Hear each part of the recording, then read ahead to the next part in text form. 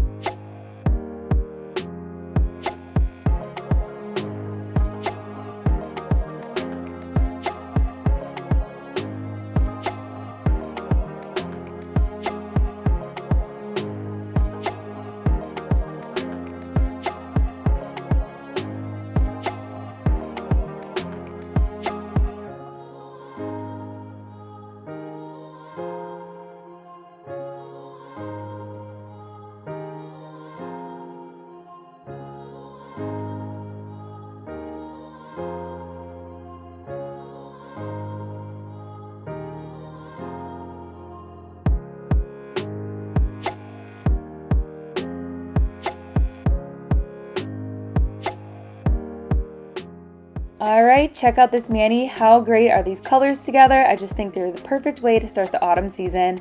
And we're gonna go in with our cherry cuticle oil. Now, Sundara's cuticle oil is amazing. This cherry scent is so light and it's so yummy smelling. It reminds me of a cherry cocktail. I really enjoy this cuticle oil.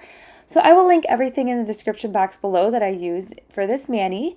I hope you enjoy this mani, and I'll see you next Wednesday for Workshop Wednesday. Bye!